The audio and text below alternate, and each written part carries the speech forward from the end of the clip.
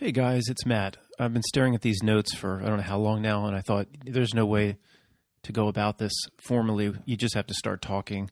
I know what you're looking at is just a mess.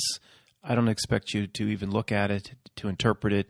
It's really for me, and again, if you're driving or just listening, you don't need to see this impossible graphic. If this concept or idea gets worked out over time, then this graphic will improve, just like the concentric reality circles. I'll try to tie that in as well to how reality is a computer, basically, or uses the computer model, like what I'm showing here. But TJ, for example, he created a graphic, which I haven't shown you guys yet, a much better looking graphic of the concentric reality circles. I just haven't been able to show anybody that yet, but I thank TJ for doing that. We'll do something similar with this mess. So I'm going to be stopping and starting a lot. I don't know where to start, so I guess I'll just jump in whenever I get stuck with a concept this big. And the concept is the reality itself. We're in some sort of fractal, as above, so below. As you get smaller, the similarities carry forth. As you get larger, the similarities of the small carry forth to the large. The way an atom looks, or as a what they tell us a solar system is, or a galaxy looks, for example. So the whole overarching reality seems to be structured just like your personal computer. And we've seen these images in other YouTube videos where someone will show an overhead shot of a city and certain buildings. It looks just like a motherboard. And when we first saw that, we were like, yeah, that's neat, but it's real for the most part. I don't think a city is actually a motherboard, but it's a fractal. It's just the reality itself is really just a much larger computer. And I'm going to try to, in this presentation, they'll be all over the place, take you through the inputs and where there is a virus, there is an evil actor, an evil doer. They're trying to screw the system over, and I'm going to try to bring that in as to where their reality buttons and levers really lie. Start with the absolute basics. Again, the presentation here it's in rough draft. It will be refined over time.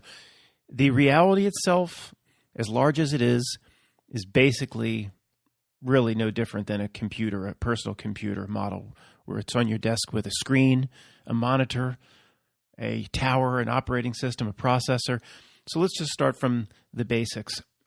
Power cord. On a computer, it doesn't get any more basic than that.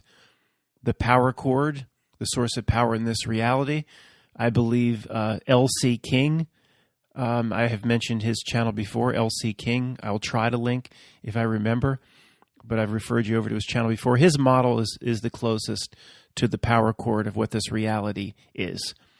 The power is derived from the sun and the moon working together. They're brothers from the same mother. They're the same size. The eclipse shows you that. They're somewhat local.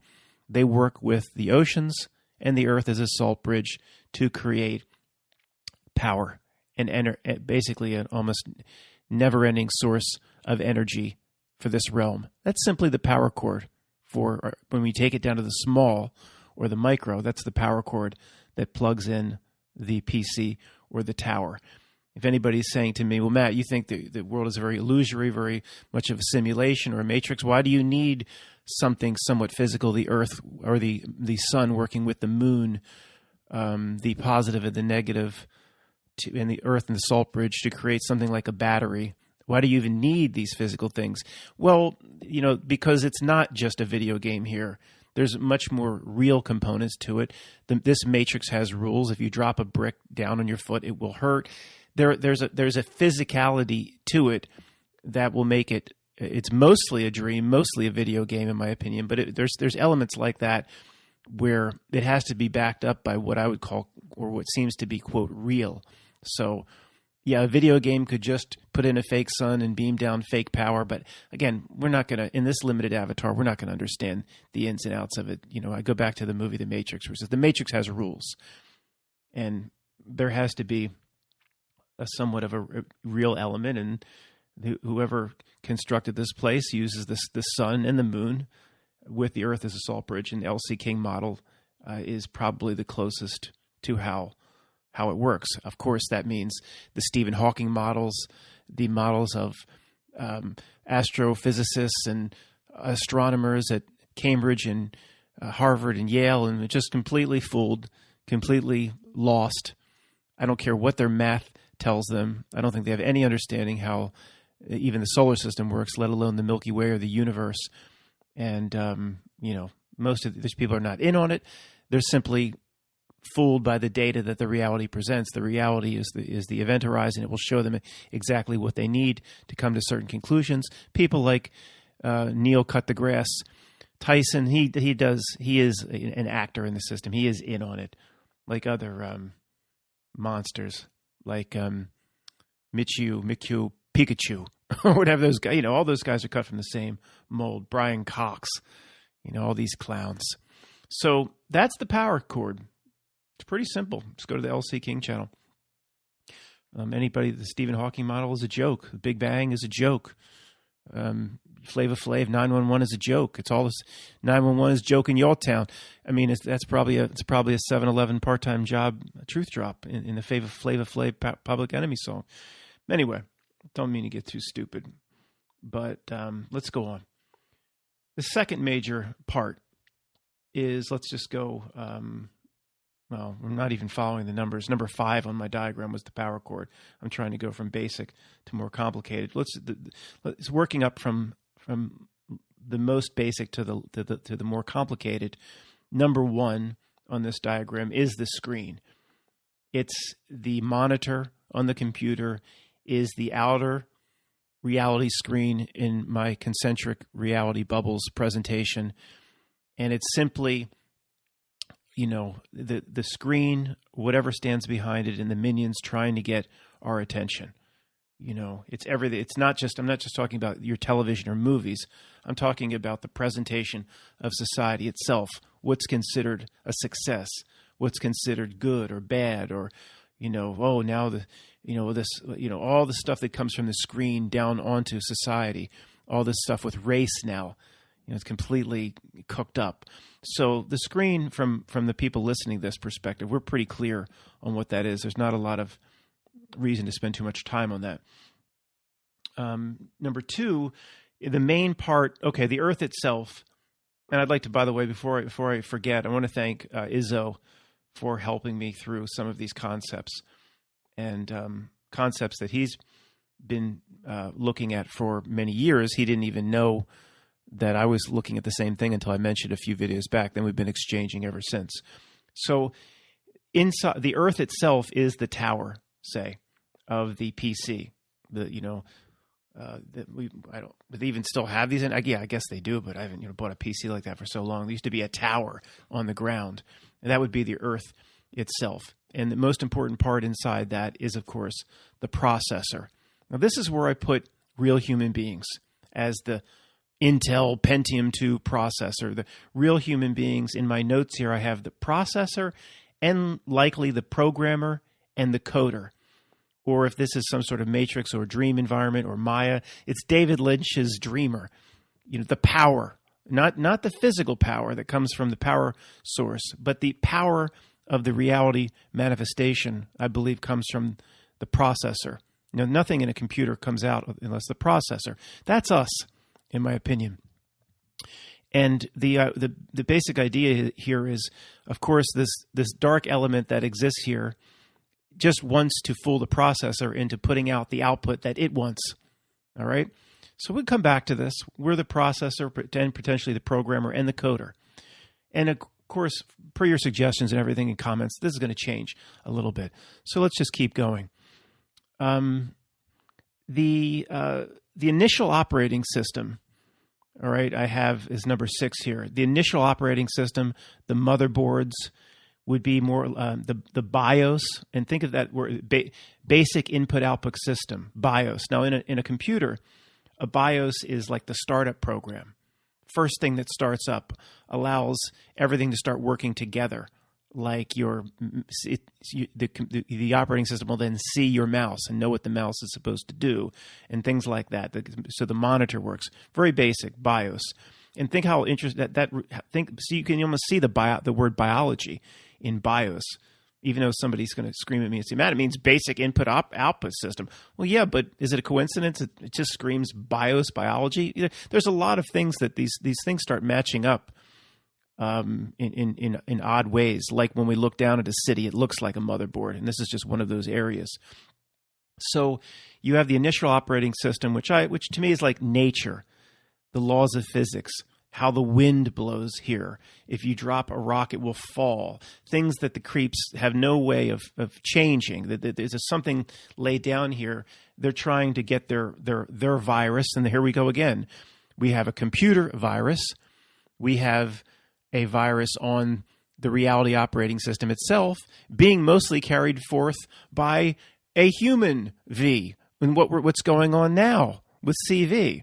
So to me, this is like the operating system. I hate to use a Melvin Gates reference, but Windows or Linux, whatever. Okay, more like nature or natural law. I don't know exactly how to describe this, but you know what I mean. So that's 6. All right.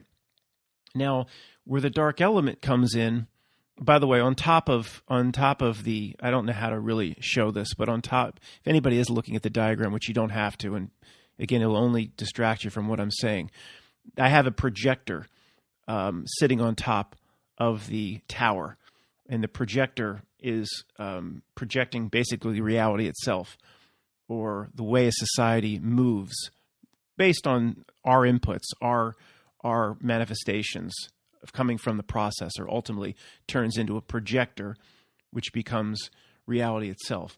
So number 3 here I have as a USB port. And this is where the dark element is first, he tries to get its sticky fingers in, how it's tapped right into how reality works with its reality buttons and levers. So 3, think of a USB drive, just pushing it into a USB receptacle port. All of its inputs, all the unnatural input, we have nothing to do with the USB inputs. It's created a USB input into reality itself. And it goes back and puts its new viruses on its USB. It's like this slimy, mold-covered USB drive that it keeps trying to plug into the port. And it has, stuff like everything's on there. What government is. It's all of its systems, all of its laws, its educational systems, its societal norms, social norms, its definition of success, what medicines are to treat what, how doctors operating inside of a little box where things can only be treated with 3 different methods, not alternative methods or Eastern methods, how to live your life. I mean, it's all of it comes through this USB port that ultimately, it can't affect the operating system too much, but it can kind of create a feedback loop of some kind on the processor, which is the creative power of real human beings. So as long as it creates like remember a defragger? We used to defrag computers. I remember doing that in the 90s. Anybody under 40 is like, a defragger? You used to defrag your computer overnight. What the F's that? I don't know. You do this defrag program. You saw these boxes like the hard drive. Maybe you can still do it. It doesn't matter. The hard drive would kind of reconfigure itself, and so you'd have more space, or things would work a little bit more smoothly. I don't know. But it's always through its inputs. It's always trying to rearrange things. So the processor, the creative power, which is us, is running the wrong programs or giving the wrong output to the projector, creating the reality it wants.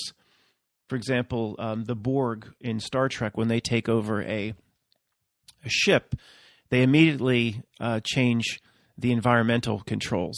In fact, I think there's an episode where they almost know the Borg is on board, because LaForge is like, yeah, the temperature's gone up 4 degrees and the humidity's gone up 20%. They like high temperature, high humidity. They need to, the Borg will want to shape reality to what they need to operate. And that's what the minions, on behalf of whatever this thing is, this dark thing that stands behind the screen, we'll debate that some other time. It uses its inputs to have the processor create the reality it wants and an ideal environment for it, using government, Hollywood's its laws, its statutes, its ordinance, its systems. And of course, where are we today? The processor, the creative power, or again, I have it as number 2, the programmer, the coder, David Lynch's dreamer, whatever, is always creating inside the confines of all these processes that have been put around it, like shackles, or simply like a maze. In a maze, you can't just go left. There's a wall. It guides the process or the creative power. And people don't even think they have the power to step outside of these sick guides and these sick walls. And again, it's everything. I always go back to Shawshank. There's so much in Shawshank that is a truth drop. It's really absurd. That's why it's run over and over and over and over. That's why it's run tens of thousands of times on cable over the last 10 years, because it has to keep being put out. It has to, for some reason. It's an absolute truth drop. It's a great movie. If anybody's saying, well, Matt, it's a really, really good. Yeah, it is a great movie, but to me, that's not the reason it's run over and over and over and over again. It has more to do with metaphysical truths, like the walls of Shawshank, the confines of keeping the real human being, the Andy Dufresne, in. And his creative power is limited to nothing. He can only carve chess pieces from rocks, and he can't use his creative powers. He's inside these walls. Eventually, he gets out. He breaks free. He crawls through a river of shit. But that's what the USB drive is. So again, it is in line with the way many of us believe this dark element is coming in from the outside of some kind. We don't know what anybody new to this channel. Well, what is it? We don't know. We'll never know. A Christian would call it Satan. Other truthers call it, dark aliens or archons. Or it doesn't matter, because we'll never know. We've done the police lineup. When you keep bringing them out in front of the police lineup in the one-way glass, the one-way mirror, it's the same cast of characters that bring out the usual suspects every single time, and we're no closer to finding the culprit now. I know a Christian would say Satan. I'm well aware of that.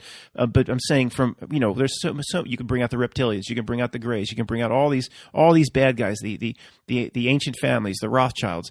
We're no closer. We understand that's why I just call it the overarching reality itself uses its minions, uses its systems, uses its Nora O'Donnells and its Anderson Coopers. So that's the USB input. Which I missed at number 4. Let's just go. Number 4 is off to the side. I just drew a modem with its Wi-Fi receptors and antenna. Off to the side is an old modem. And I'm just kind of saying here it's, how all tech that supports the slimy USB drive, all tech that supports the minions, all tech that supports the screen is inside this metaphor of the modem. Anything from 5G to predictive program movies, iPhones, of course, MP3s. You know what they did to music with MP3s, where you only hear one little slice at a time. That's why they can cut 95% of the file size out. Who knows what messages you can slice and dice a music file where, let's just say, the Phil Collins In the Air Tonight, when the drums kick in, I can feel it coming in the air tonight, the drums, everybody knows that, right? Well, in an MP3, when that drum is hitting, because the drum is so prominent, all the other instruments are still playing if you were watching a concert, but they're all cut out of the file. It slices and dices it, but the brain inside the human avatar hears Phil Collins In the Air Tonight, and it sounds the same as if you were in concert, and you don't understand all the other instruments have been cut out. That's the concept of an MP3. But if they can slice and dice like that, who knows? You want to talk about some liminals from the 50s that flash a thing of popcorn in a millisecond. So, boo, I'm hungry for popcorn. Think of what they can do inside these files or inside frame rates of a smart TV. I don't think I'm not affected. For some reason, you're not affected. And people have been pushing me to kind of come up with a commonality as to why we're not affected. We'll do that at some point. Maybe we are affected, but just less. Maybe if we were completely unaffected, it would be, maybe that's what a paranoid schizophrenic is, or they're completely unaffected. They see reality for what it is, and they just can't take it. I mean, that's possible. That some people explain some forms of psychosis or schizophrenia as a pure unfiltered input of reality itself, and simply you can't take it. It would drive you crazy if it wasn't filtered. So it's definitely still filtered for us. It's just a whole lot less. And we've talked about the term dropping veils in that regard. So someone could argue that the screen itself, or in this depiction, the monitor, is not a original element of the system. It's kind of inserted itself, or it might have been an original element, but it was a very, very minor, where as it's inserted itself over time, this screen that yells down at the processor or the human manifestors, look at me, hey, assholes, look over here, Oh, we can't get your attention with the red carpet? Oh, how about we just drop these buildings in a 7-Eleven job application? I bet that'll get your attention. The screen is grown, so it was maybe a little input. Well, we're not really affecting the processor and the programmer. And now it's this, real human beings. We're inside this gigantic IMAX, like surrounds us with booming sound. The screen is so massive, and its purpose, it's grown over time. In my opinion, it's grown in its influence. And, if anyone's still looking at the image, I hope you're not actually, but there's an arrow from the screen down to the processor, an arrow from the processor up to the screen. So it's like the chicken and the egg creating these feedback loops. Hey, real creative beings, processors, you Intel, Pentium, whatever's putzes, look at me. Look what happened when you submitted the 7-Eleven job application. Oh, no.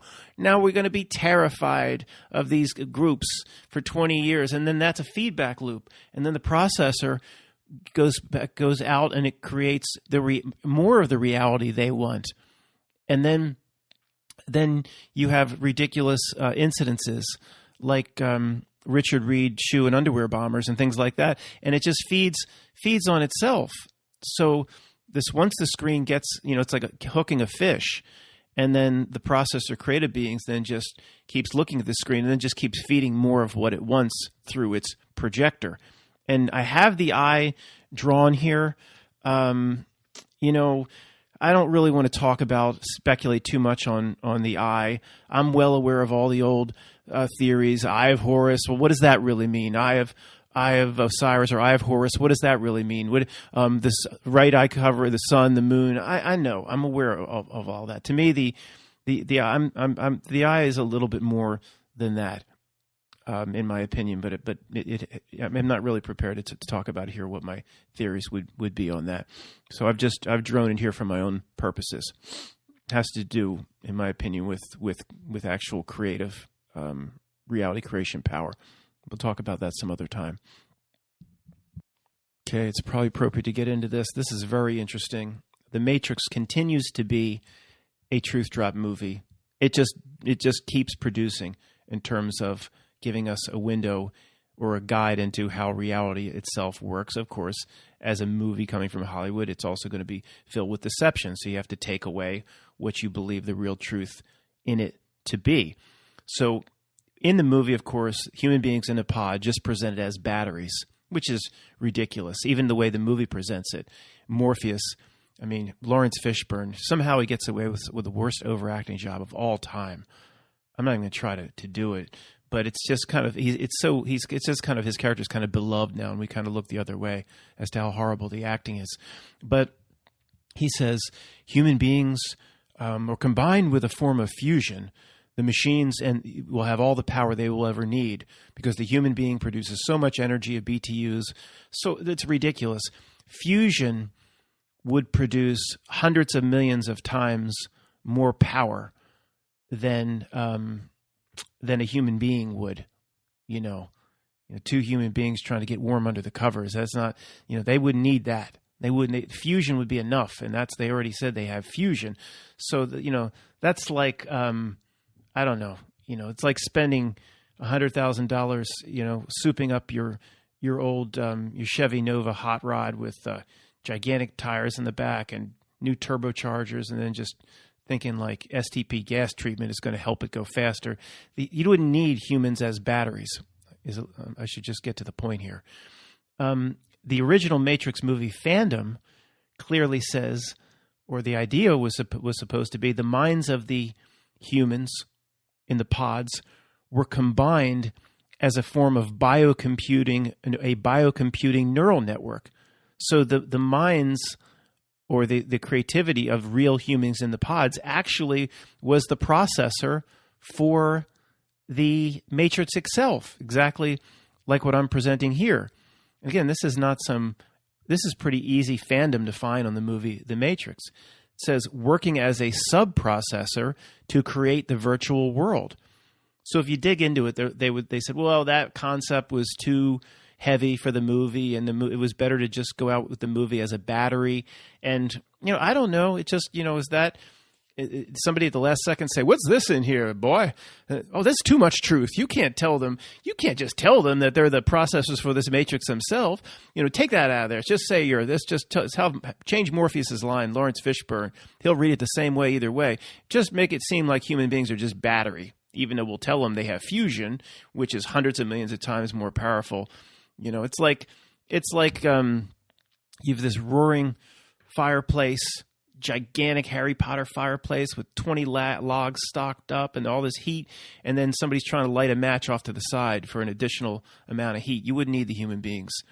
So that it's so absurd, it just gives it away that of course that's the real, and even real reason for the Matrix presentation is human beings as processing power.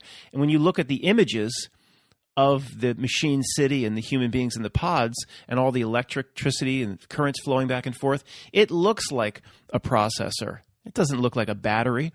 So that was probably last second truth held out. They said if we could have done the same to George Lucas in the original 3 Star Wars, we wouldn't have the problems we have today. Trying to spend 30 years on the back end trying to destroy the first 3. Okay, this is from Izzo. This is very, very interesting. Open source beings and closed source beings. So I'll get to that in a moment. Let's start with the absolute basics. When you buy a Hewlett-Packard computer tower, it has Windows, the operating system. Everything is all closed source. It all comes from the manufacturer. You can't change anything. You have to take their options. Then I'll do 30 seconds for those that don't know what Linux is and open source. There's other operating systems you can get for free on the internet, mostly common as Linux, where you can load an operating system or load a web browser, and a lot of the web browsers will look different. Somebody a few miles down the road, it might look a little different because it's open source. People are constantly tweaking it. They're allowed to get to the code and tweak it. They're allowed to add to it. People, improve it. Repeating a thing don't improve it. None from Cold Mountain, but I guess repeat and try to make an operating system good in the case of Linux does. But so this is open source, but Izzo's like, there's open source and closed source beings. And he's saying let's just say an open source being would be somebody like you and me, open to changing, not running scripts, open-minded, being able to recognize when one has made a mistake in one's belief system. A closed source being isn't open to anything. And this really, really does a good job here. It ties up a lot of loose ends in when I've talked about people that run the download, people that run the scripts. My recent thing is the download. But for years I've been talking, and I couldn't explain it at all. I still can't explain it. But I would say these people, it's almost like they run scripts, and I've carried that through over the years. Like Hong Kong had three big Ds from this thing with 7 million people living on top of each other. Now, it's just to an open source being that's completely nonsensical. Hong Kong couldn't have 3 big Ds, 3 big McDs by July with 7 million people living on top of each other, with them saying how it spreads and all this stuff. And Hong Kong is not a giant hospital. They have slums. They have back alleys where Bruce Lee had his fist fights, and they have it's just not. It's the place where it would go crazy. It would go wild if it is what they say it is. So so these people run their scripts. I tell that to Ken or whoever. And people like, I'm sorry, Ken, if you're listening, but I don't, just people will run their scripts and say, well, they know how to handle it. That's a script. That doesn't make any sense. What do you mean they know how to handle it? What does that even mean? There's a whole section of Hong Kong living in poverty with, it's high rents. So you'd have a 3-room apartment with 15 workers living in the 3 rooms and 1 bathroom. You'd have a ton of that. Migrant workers. You'd have a ton of that, of course. I don't have to go and examine every room to know that exists in a gigantic city with really high rents. I mean, they know how to handle it. 15 people living in 3 rooms and 1 bathroom that's never cleaned since 1965 ain't handling it, dude. Know how to handle. That's what they run these scripts. That's what they say. They know how to, it's already a masked society. What does that do? So the 15 people, workers in the 3 bedrooms and the 1 old bathroom, the broken toilet, they're just wearing masks all the time, and that keeps them perfectly safe. Of course, we go on forever. It's nonsensical. It's script running. This is, Izzo puts it perfectly, a closed source being. It will never be able to, this relates to when I've said it can't give you an inch back. When Tony can't say, Matt, that's insane to say they put this parent out there as playing 2 roles, and that's insane. But I'll give you this, Matt. They look exactly alike. You're right, Matt. They look so much alike, it's scary. But that can't be the case. But I can see why you guys, giving back, acknowledging of points. A closed source being that just got they were set up in Seattle from Microsoft, set them up, set the BIOS up, that's where, are they original? Are they, see, this is where we get into, are they NPCs or are they human beings that have been, their brains have been wired to become NPCs, to become script runners? I've always favored that over the complete NPC. So it's a closed source being. It can't give you anything. It can't say, that's a good point. It can't do it. It will come up with any explanation so its system doesn't blue screen crash. It'll come up with anything nonsensical like they know how to handle it. And if it's really ready to crash and go blue screen, it will say, I need to look into that myself and shut the conversation down. Well, I have all the facts right here, and I can show you the picture of the smiling dude that goes up to the podium. Here it is on my iPad. I'll just show you. No, I'll research. This is what Tony does. I'll research it on my own. So then the operating system, the closed source being operating system that's about to go blue screen, can then go off on his own and get repaired. It's Starbase 9, get a refit. So it's like, this was ready to go blue screen. If he would have put that iPad in my face, it would have glitched out. I'd like to see, some of these people might glitch out. Maybe that's why they just pass out, or like Damon Green just stares at the camera for 20 seconds, or Al Roker. I think, guys, all that is done on purpose, by the way. You know what I think whenever, we caught him, or they made a mistake. The Al Roker thing where he just stares. Somebody says something about Elvis and he just, that's a trigger word for the MK butterfly or whatever. And he just stares, at the camera for 20 seconds. Now, that's creepy as all, It's one of the creepiest things we could see, but I think it was all planned.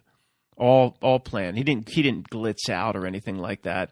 And you say, Matt, you're saying they put this stuff to float it out for the truth community? I think you're giving yourself and your little band of crazies too much credit. No, that's what they do. Okay, we'll talk about that some other time. We didn't catch him in a mistake. They don't go completely live anyway, even when they're down on the ground, they're talking with fans, and it's Good Morning America. It's still, they'll tell you it's 7-second delayed. It's probably 30 to 45 second to a minute delayed. If he started glitching out, it would have gone to commit. Anything like that. You know what I think? It's not a mistake. It's there for us. So, and what did we do? The proof's in the pudding. The truth community made hundreds and hundreds of videos on Al Roker glitching out. So anyway, that's we don't need to go too far into the weeds on that. So you listening to this, there's nobody, unless you're here to monitor videos like this on behalf of the system and take notes like Thornton Mellon's personal secretary in the economics class and back to school. I mean, unless you're monitoring this, you're listening to this, you're an open source being. You can say, wait a second, that my belief set could be completely wrong, and willing to add new code to yourself, or recode yourself, or reprogram yourself. This is why, they run these mind viruses, or the virus. The virus is set up for all the closed source beings, which is most people. So the virus knows when the virus gets to you, for example, or to me, we have veils down, veils drop, but that's also spiritual armor up. So it goes, there's no door here. Warning, beep, beep, beep. This is normally where the mind virus enters. There's no door here. What is this being? Nobody said that, the virus is talking back to its handlers through the minions. Like nobody told me we'd encounter beings like this. I can't get in. That's basically what happens. Our doors are closed. we're an open source being, so it doesn't know how to attack us. Or it might understand on Tuesday how to attack us. Then we change ourselves. We adopt new ideas or become open-minded to this or that. And it's not the same way on Thursday, where the closed source beings, just everybody down the cul-de-sac, they know, they don't even have to work hard anymore to run the virus out on them. It just goes that the ports are permanently open. They know how to access them. And what a coincidence! Again, it's not a coincidence. All the as above, so below, as above. It's fractal, as above, fractal. The larger represents the small. The greater reality represents the computer. Inside the computer, the motherboard looks like a city. There's no coincidence for this. Of course, it's all really. I mean, I talk very definitively, like of course, but guys, this is way out there stuff. I know, it's all my opinion. But you have a computer virus, right? And then it's just a coincidence. Then you have a human virus attributed to sickness, and then you've got the ultimate V now that's being laid down on it. They're going all out. I mean, this is the biggest, slimiest USB port they've ever plugged in. It's like the Lochnar. It glows green. It's like a ball with a little USB input. It glows. They're going for the full Lochnar input. And this is supposed to override everything, overwrite the processor, overwrite the BIOS, just completely create a new computer almost. I think that they're going all out with this V. So you have the same word, computer virus. It's all, I mean, there's no coincidence here. Of course not. So I think the exterior input, the dark element, the Lochnar, the police lineup, whatever it is, it knows how to get in with its inputs. It knows how to affect the BIOS. It knows how to affect the processor. It knows how to get the processor to guide reality the way it wants. It knows how to plug in its slimy USB drives. And I have a note here, it seeks 100% dominion. It seeks 100% dominion by slowly, it does this with technology, by slowly turning what seems to be a real world, however real this is, the Matrix has rules, by continually devolving it into a virtual world.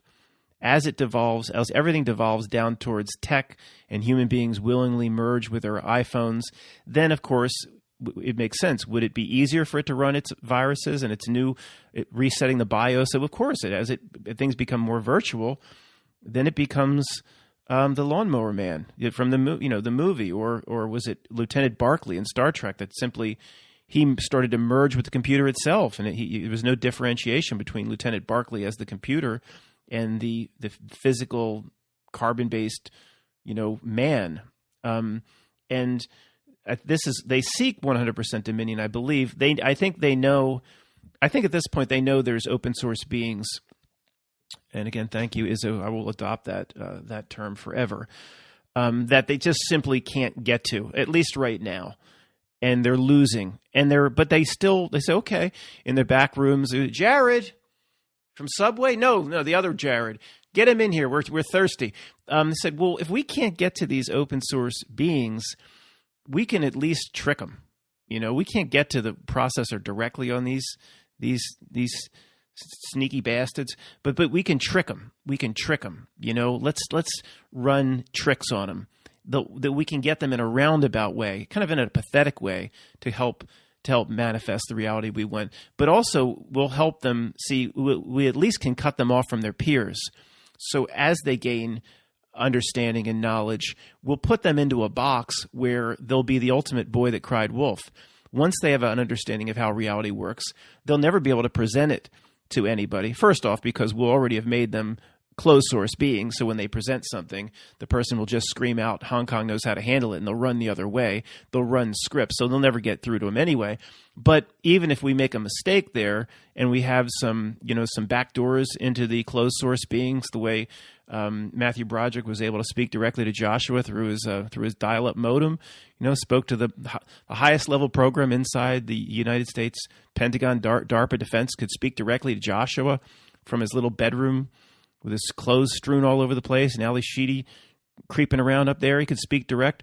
So if they think someday we could speak direct, and we find a back door into a closed source being, maybe after, Ken goes blue screen or something, or my butt. Ken, if you're listening to this, nobody knows who you are. Okay, relax. It's not nobody. They just know I have a friend that believes the news. That's all. So the point is, if we get in, we won't be believed anyway, because we'll have been belittled, we'll been used, played. That's how they've played the truth community in 1,000 different ways since we started to take the bait. And we started to take the bait hard around 2008, 2009, definitely through 2012. So it doesn't matter. They simply, this group over here, these open source beings, we can't quite get to them. We can to us, we're the virus to them. And remember how the old virus programs like McAfee, and then in Canada they call it McAfee. Like, why wouldn't it be called the same? In the United States, it's called Mazda, and in Canada, it's called Mazda. I heard it. I was up there, and it was check out the Mazda 627. What? What's that? Why don't you just call it the same? Just because there's a fictitious border between countries, and so they, in Canada they call it McAfee, but I think we both call it Symantec. And remember, the old programs used to isolate the virus. Remember, it used to be like the Symantec would be like, good news, the virus in your computer has been isolated and cordoned off. Do you want to delete the program? And we're the virus to it. All right. I'd like to think of myself a little bit better than that, but that's how it sees us.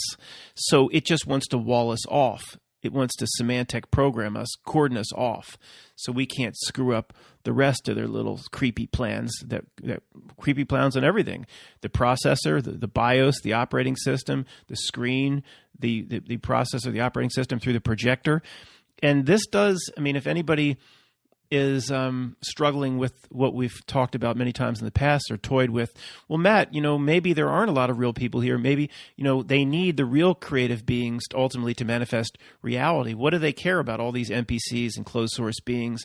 See, this does, if this theory or what is being presented here generally resonates with you, then it does make more sense that it's not NPCs, these people down the cul-de-sac.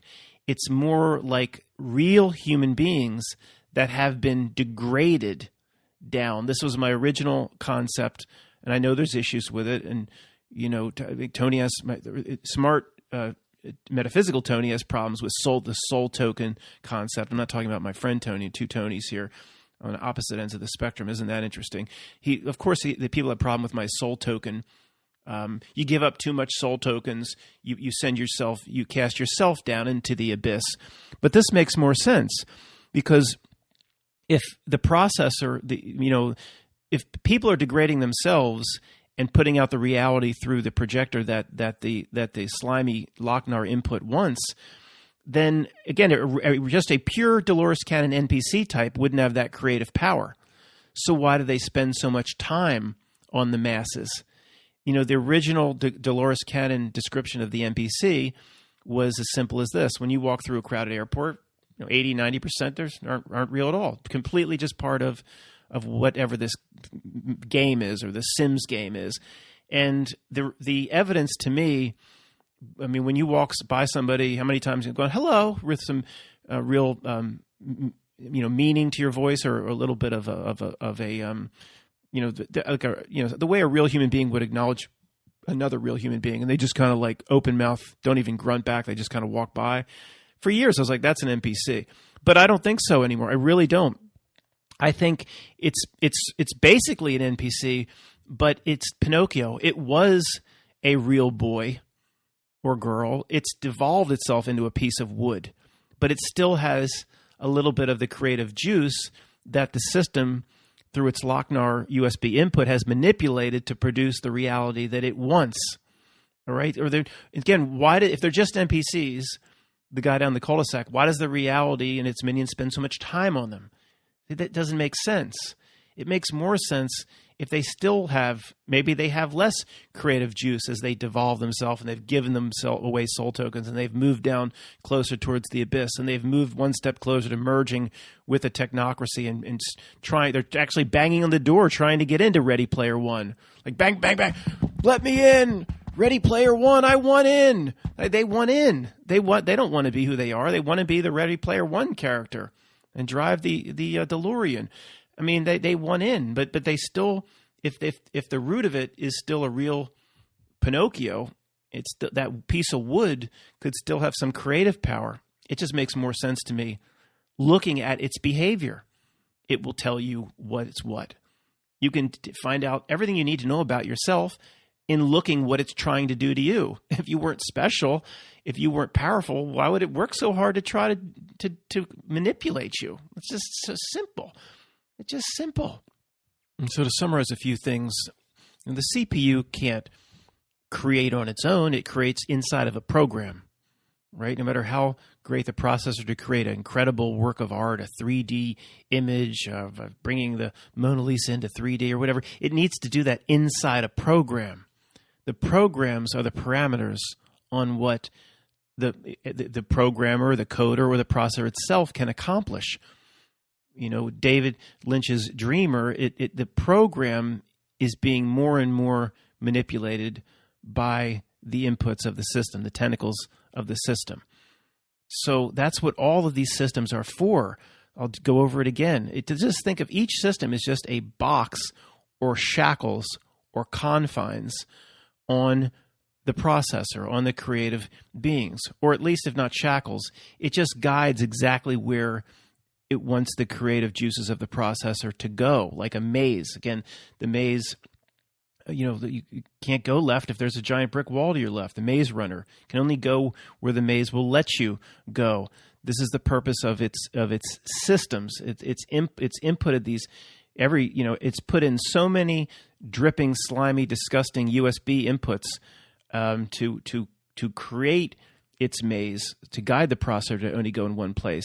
It's created what government is today. That's why it's in every time it plugs its slimy USB drive in, the old programs are never overwritten or they never go away. It just keeps adding on. That's why government just gets bigger, sloppier, more intrusive. Laws are almost never taken off the books unless it's done locally at the lowest of low levels. There's probably still a few people that care. But as you go higher up, it's just one law piled on to another. New buildings are built, expansion of everything, expansion of the military, more bases. You'll never hear, because the world threat is generally gone. I mean, we're all of this Cold War infrastructure and tanks and all this stuff and artillery. We're just going to cut like 40% of it and give it back to you. It'll never happen. Because that never happens, they're not capable of it. It's just like these creatures. They're not Dracula at the head of the table. You'll never be sitting with him like Keanu Reeves in the Bram Stoker's, that creepy Dracula. Could have been so much better, that movie. It's so on the verge of being great, and it's just not. It's the Keanu Reeves from Dangerous Liaison. It's terrible. It has some great moments, but Dracula won't be like, no blood in my cup tonight. Dracula's not capable of that. Not like, give me a juice box. He's not capable of that. Government is never going to be like, we're cutting 40% of the military and giving it back to you. It exposes the true nature of it. Because if anything were real, why wouldn't it be capable of that? Why shouldn't it be capable of that? But you take that just basic common sense to a closed source being and say, Ken, are you listening? Why isn't government ever capable of saying, in this area, we're bloated and we're just going to give these billions of dollars back? It's never happened, never will happen. What script's running? I mean, it's just anybody that's an open source being would say, yes, there's an artificial system here and that gives it away. All right? So it's systems to guide the processor through the maze. Government, Hollywood, laws at all, millions of pages of laws, code, statute, ordinance. They tell you the freest country in the world that has the most laws. I mean, just like the most people in prison. And it's one contradiction after another. Education system, sewer system, societal systems, norms, the definition of success. So we've been through these. It's all meant to, you know what it is? It's, what's that? I've got to think about that, the name of that video game. I'll be back in a second. I got it. You know what it is? The reality is Dragon's Lair. Now, for those that don't know Dragon's Lair, if you want to pause and look it up, but I'll describe it. You don't need to do that. It is. I remember this video game from, say, I could be wrong a year or two off, but about 87. All right, maybe 86. It was a cartoon where, remember, most of the video games, you're looking at Space Invaders or something, or Defender, just horrible graphics. You fly a little ship around and it just like stick figures. It just didn't look like much. Some Donkey Kong, it just didn't look like much. 2D rendering. That's what an arcade was in 85, 86, 87. So then here comes this Dragon's Lair, this beautiful cartoon of this knight saving the damsel in distress, and the beautiful cartoon like a Disney movie. But see, you couldn't just, like a video game today, just have him walk all over and do whatever you want. You could only, it was so old, the video game, and the technology was so limited that just at the right moment when he was about to jump for the rope, you had to hit the joystick exactly in the right way. And if you did, he would grab the rope and swing across or whatever, something like that. And if you didn't hit the joystick in exactly the right way, then he would fall into the crocodile pit. But you just had one little moment to move the joystick at 1 second, and it only had two options. It's like those books. If you're going to go into the room, go to page 510. If you're going to run from the room, then they're limited to, it's like Black Mirror Bandersnatch. It never works. Some great themes and concepts like Colin's speech in Black Mirror Bandersnatch. Black Mirror is a Netflix series.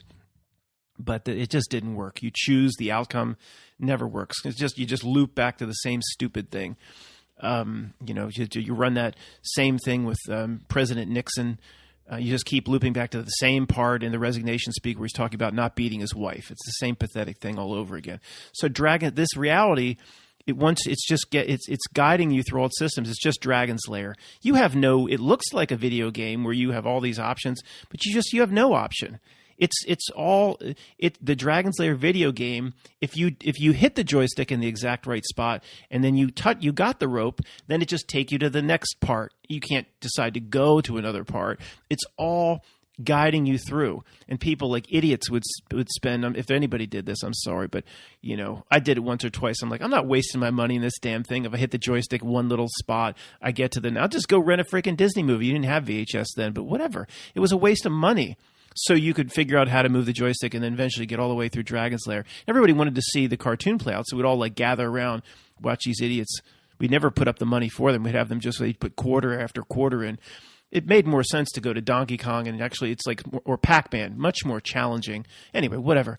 So the reality of using its systems, it's just people think they're in an open, it's a free-range chicken, open environment, but they're in Dragon's Lair. They have no real ability to make decisions, to do anything outside the way the video game is guiding them. And it is interesting because I think that's a very good parallel. Because at the end of Dragon's Lair, you get the princess, it's wonderful. You didn't do shit. You didn't do squat. Caught my first tube today.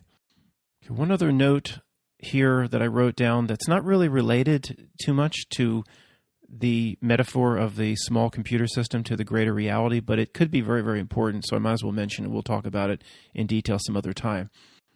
It relates to as above, so below, and adding a back end onto that, so below, as above. But let me just tell you what happened. Somebody came to me, and this person seems to be, I don't know him at all at this point, just a few emails, but does seem to be in the know. So I said, let's continue to email back and forth. Please, it's pretty hard for me to keep up with email. Please do it in small doses, and I'll try to get that knowledge, interpret it the best I can, and get it out to you. And, think about the number of people have approached me over the years, and 90% of the time or more, it's total BS. And they have the same script of how they approach me when it is BS. It's usually the dangling of a carrot. I mean, it took me 5 minutes to see through how these tactics they try to employ on me, like I'm some kind of idiot. They'll be like, Matt, you're close here and here and here, but do you really want to know? Like, dangle the carrot. Do you really want to know? I mean, it's like, it's like the person, I'm not going to go down that, forget that story, but they all do it in the same way. A few people, like the Tony I've talked about several times, they didn't try to make a deal with me or say you're close. They just said, this is what you need to know, and just started giving me information to help my current theories without asking for anything in return. That's how a real, I think, helpful person would do it. And this person took a similar approach. I said, hey, Matt, want to be cool? Here's what you really need to know, but you got to contact me. You got to agree to this or that. I was like, come here. Yeah, I'm going to get in some Faustian bargain with you. Yeah, give me a break. Making a hand gesture right now. But this person was different. I got a better sense. And they came and they said, Matt, so the point is this. The as above, so below. Don't forget the back end, so below, as above. He says, that's extremely important to remember that back end. What happens here affects the above. Okay, for what we'll talk about that some other time, whatever that means to you. But then it related back to, he's basically saying, don't forget both parts.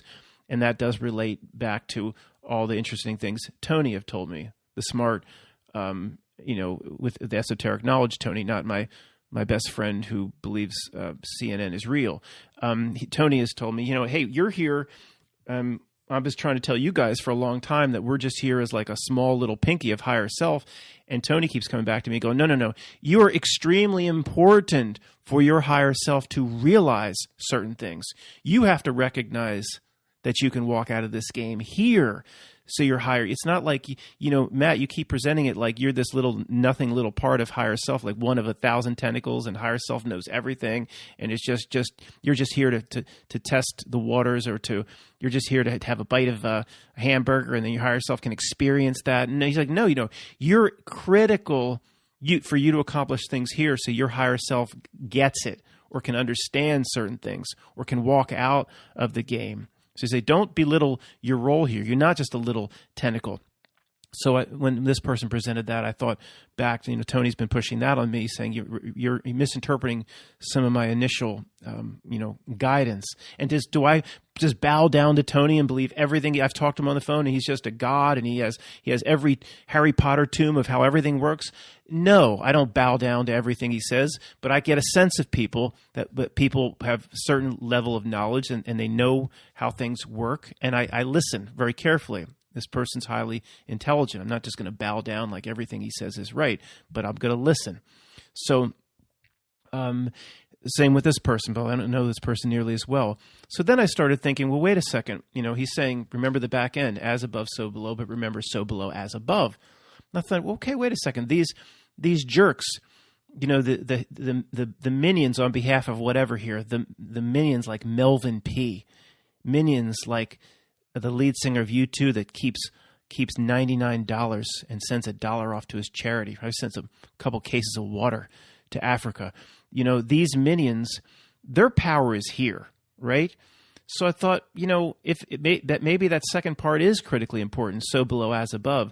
They seem to be fighting their battle here. All their eggs are in this basket, and they're maybe using this to affect the above, to affect or infect potentially the greater nature of your higher self. So I was thinking, it seems like they can get you here, no doubt about it. I mean, look at the guy down your cul-de-sac and what he believes. And, just watching reruns of Mary Tyler Moore Show and Rhoda every night. I mean, with these, most people have succumbed here. So it's like, well, one of the reasons they potentially work so hard here, if they've trapped the real spiritual beings into a certain mindset or whatever, is the second part, the so below, as above. They could then use that to screw us over somewhere else or extend their power somewhere else. But their power, they don't have that. You just get the sense. People going, well, how do you know, Matt? You astral travel off to these places. I don't have any of those experiences. I never even did DMT. I don't want to. I tap into what I call inner knowing. And I'm not going to be right all the time, but I'm going to present what I believe. And I have a little bit of a track record here, like 10 years. A lot of what I've presented is kind of, people kind of over time go, yeah, that's probably pretty close to how it works. Those mistakes were on purpose. So I have a bit of a track record. I don't know. I don't, have any hidden secrets as to where this comes from. It's just my belief of how things work through observation. So their eggs are in this basket down here. But one of the reasons they could be doing all they're doing here is you get the sense they're not powerful at all, or have maybe almost no reach outside of the snow globe. But by doing it here, maybe they can try to extend their influence into something greater than here, per the so below as above, the back end of that. And I'd be curious, to what Levitt would say about that. So, that's a really,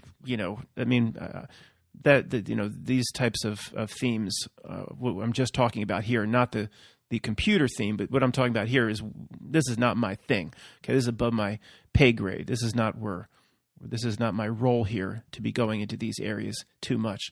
I just thought it was very interesting what this individual presented, and it did kind of jived up with what my observations are on how, like the Melvin Peas, on behalf of whatever, all their eggs are here. Why do they put so much effort into their manipulations here? We always thought it was for loosh, for energy, but that back end of as above, so below, as above could be a reason for it. It's just worth keeping on the table, and it'll take others to figure that out. That's certainly not my area of expertise.